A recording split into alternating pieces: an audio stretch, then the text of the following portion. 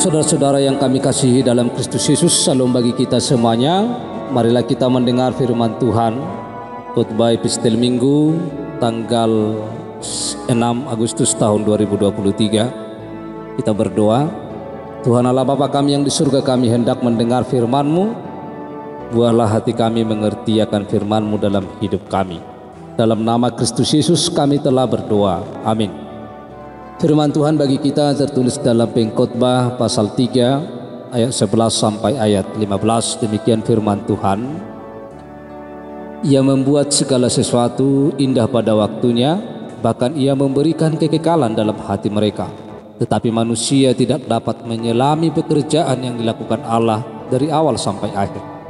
Aku tahu bahwa untuk mereka tak ada yang lebih baik daripada bersuka-suka dan menikmati kesenangan dalam hidup mereka, dan bahwa setiap orang dapat makan, minum, dan menikmati kesenangan dalam segala jerih payahnya.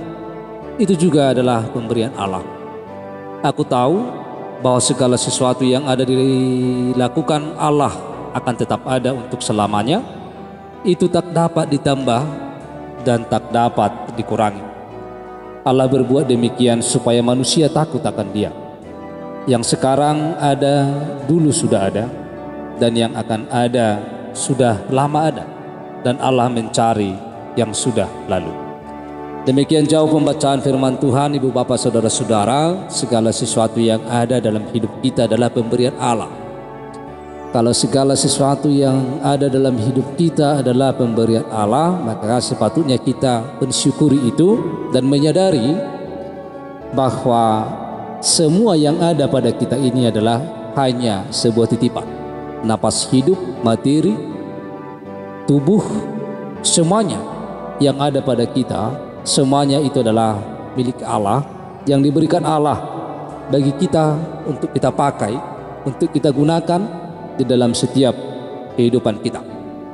Saudara-saudara, melalui kitab Pengkhotbah ini kita dapat melihat bagaimana pengkhotbah ini dengan sangat bijaksana memberikan suatu gambaran bagaimana kita harus hidup, yang diawali dengan di ayat 11, ia membuat segala sesuatu indah pada waktunya. Kalau dikatakan indah pada waktunya, berarti kita di dalam hidup ini selayaknya tidak mengeluh. Kita harus menerima sesuai dengan pemberian Allah di dalam setiap hidup kita dan mampu menikmatinya bersama dengan Allah. Sehingga di dalam pemberian Allah itu kita tidak perlu sombong, dan kita juga ketika jatuh ke dalam berbagai masalah, ke dalam duka, kita tidak perlu terlalu larut, karena segala sesuatu Allah yang mengaturkan. Kalau Allah yang mengaturkan bahwa segala sesuatu itu adalah akan indah menurut waktu Allah, sehingga kalau indah menurut Allah, berarti pemberian Allah itulah yang terbaik dalam hidup kita.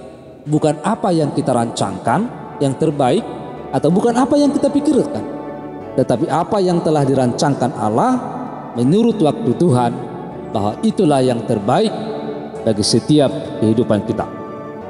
Saudara-saudara yang terkasih, dalam dunia ini mengajarkan kita bisa menjadi master atas hidup kita, memanipulasi situasi supaya kita bisa mendapatkan apa yang kita mau. Bahkan teknologi biasanya dipakai untuk mengontrol situasi supaya membuat kita nyaman atau memperpanjang hidup manusia. Pada kenyataannya kita punya kontrol yang terbatas di dunia ini. Saat naik pesawat, saat pandemi COVID-19 dan sebagainya.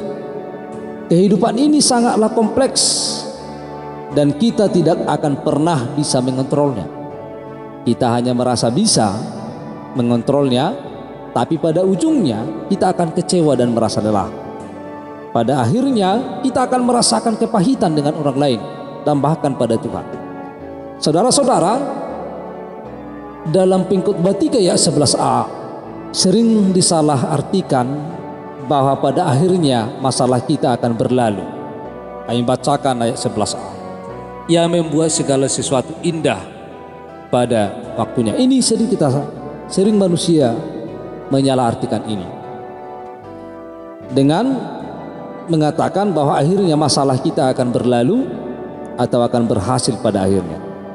Padahal arti yang sebenarnya adalah tepat pada waktu itu seharusnya terjadi, pada waktu yang Tuhan tentukan, seperti sebuah rajutan dengan benang-benang pada tempatnya yang pas, warna benang dan sebagainya pas. Dan manusia yang terbatas tidak akan pernah bisa menyelami rencana dan waktu Tuhan secara keseluruhan dari awal sampai akhir. Walaupun kita bisa menyelami sejarah masa lalu dan memprediksi masa depan, tetapi kita tidak akan mampu menyelami semuanya. Kita sering menebak-nebak apa yang ingin Tuhan lakukan melalui hal-hal yang terjadi. Namun kita tidak akan pernah tahu mengapa. Kita hanya tahu dalam Roma 8 ayat 28, tapi lebih dari itu, kita tidak bisa melihat yang lebih spesifik.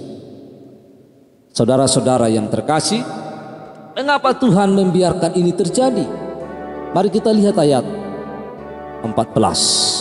Supaya manusia takut akan Tuhan. Saudara-saudara, supaya di tengah-tengah masa keputusasaan, di masa frustasi, di masa banyak pergumulan, kita bisa datang kepada Tuhan dengan rasa takut. Kita bisa menghormati dan menghargai Tuhan, menerima keterbatasan kita sebagai manusia yang diciptakan Tuhan. Oleh karena itu, kita akan memperlakukan Tuhan sebagai Tuhan. Saudara-saudara, takut akan Tuhan akan menjadikan kita semakin percaya kepada Tuhan. Sehingga ketika kita semakin percaya kepada Tuhan, maka di balik semuanya ada sesuatu kepercayaan bahwa orang yang bisa dipercayai hanyalah diri sendiri, dan satu-satunya jalan untuk keluar dari belenggu ini adalah dengan takut akan Tuhan, percaya kepada pimpinan Tuhan. Itu yang dimaksudkan dalam segala sesuatu, bahwa kita harus percaya kepada pimpinan Tuhan. Dan di ayat 12 sampai ayat 13, bahwa pengkhotbah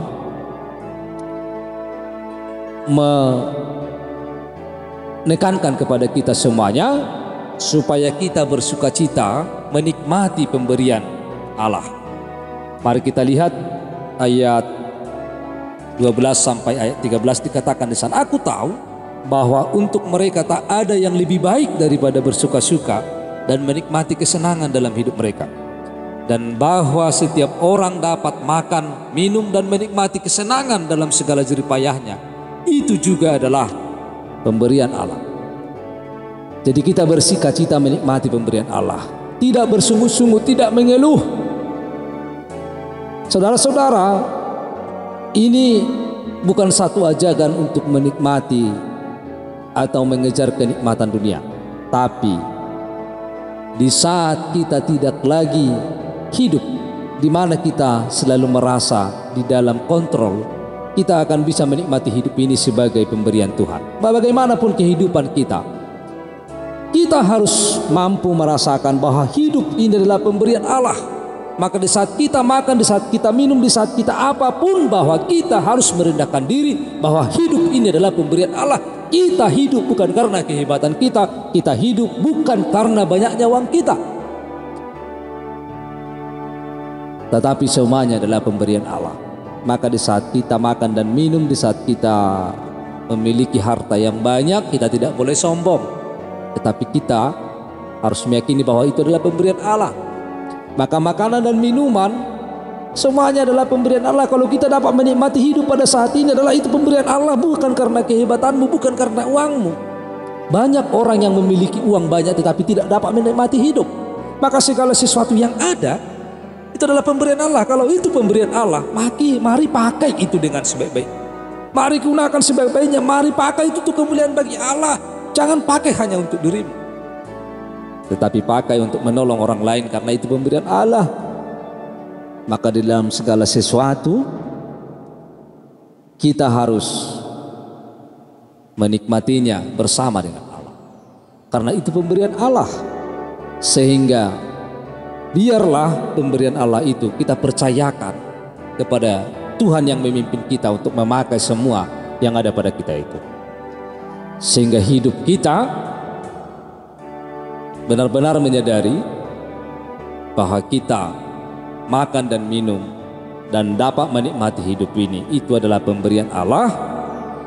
Maka sehingga kita bisa fokus hidup dengan hati yang penuh sukacita dan rasa syukur. Bersyukurlah kalau kita masih bisa bernapas. Itu adalah pemberian Allah. Syukurilah semua apa yang ada, karena itu pemberian Allah. Amin, kita berdoa. Tuhan Allah Bapa kami yang di surga, kami telah mendengar firman-Mu. Buatlah firman-Mu itu kami mengerti, dan kami menyadari bahwa segala yang ada pada kami itu adalah pemberian-Mu dalam hidup kami. Dalam nama Kristus Yesus kami telah berdoa. Amin.